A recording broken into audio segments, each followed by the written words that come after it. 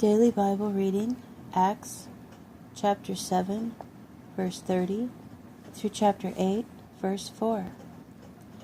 After 40 more years, an angel appeared to him in the desert near Mount Sinai in the flames of a burning thorn bush.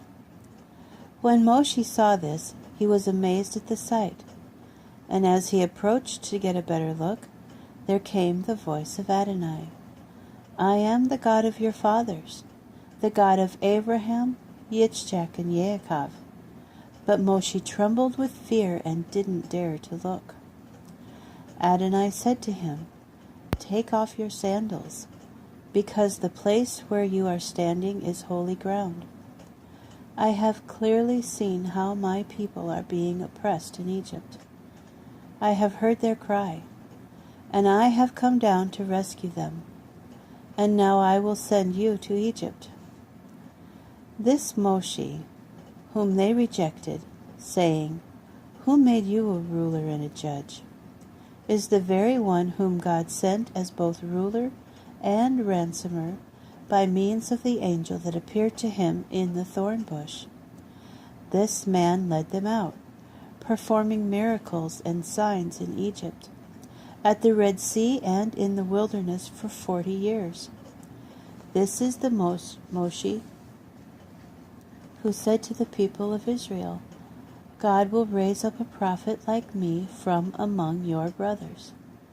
This is the man who was in the assembly in the wilderness, accompanied by the angel that had spoken to him at Mount Sinai, and by our fathers, the man who was given living words to pass on to us. But our fathers did not want to obey him. On the contrary, they rejected him and in their hearts turned to Egypt, saying to Aaron, Make us some gods to lead us, because this Moshe, who led us out of Egypt, we don't know what has become of him. That was when they made an idol in the shape of a calf, and offered a sacrifice to it, and held a celebration in honor of what they had made with their own hands. So God turned away from them, and gave them over to worship the stars, as has been written in the book of the prophets. People of Israel, it was not to me that you offered slaughtered animals and sacrifices for 40 years in the wilderness. No, you carried the tent of Moloch and the stars of your god Rephan, the idols you made, so that you could worship them. Therefore I will send you into exile beyond Babylon.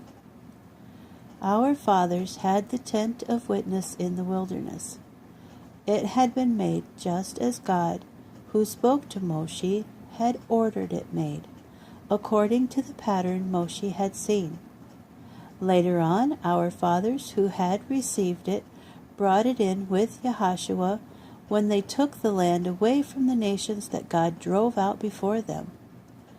So it was until the days of David. He enjoyed God's favor and asked if he might provide a dwelling place for the God of Yaakov, and Shlomo did build him a house. But Ha-Elyon does not live in places made by hand. As the prophet says, Heaven is my throne, says Adonai, and the earth is my footstool. What kind of house could you build for me? What kind of place could you devise for my rest? Didn't I myself make all these things? Stiff-necked people with uncircumcised hearts and ears, you continually oppose the Ruach HaKodesh. You do the same things your fathers did. Which of the prophets did your fathers not persecute? They killed those who told in advance about the coming of the Zadok. And now you have become his betrayers and murderers. You, who receive the Torah as having been delivered by angels, but do not keep it. On hearing these things, they were cut to their hearts and ground their teeth at him. But he, full of the Ruach HaKodesh, looked up to heaven and saw God's Shekinah, with Yeshua standing at the right hand of God. "Look," he exclaimed, "I see heaven opened, and the Son of Man standing at the right hand of God." At this, they began yelling at the top of their voices, so that they wouldn't have to hear him, and with one accord they rushed at him, threw him outside the city, and began stoning him. And the witnesses laid down their coats at the feet of a young man named Shaul. As they were stoning him, Stephen called out to God, "Lord Yeshua, receive my spirit." Then he kneeled down and shouted out, "Lord, don't hold this sin against them."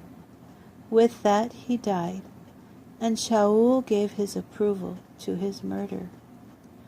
Starting with that day, there arose intense persecution against the Messianic community in Jerusalem.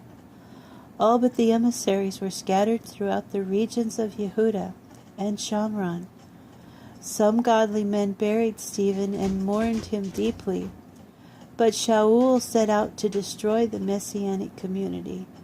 Entering house after house, he dragged off both men and women and handed them over to be put in prison. However, those who were scattered announced the good news of the word wherever they went.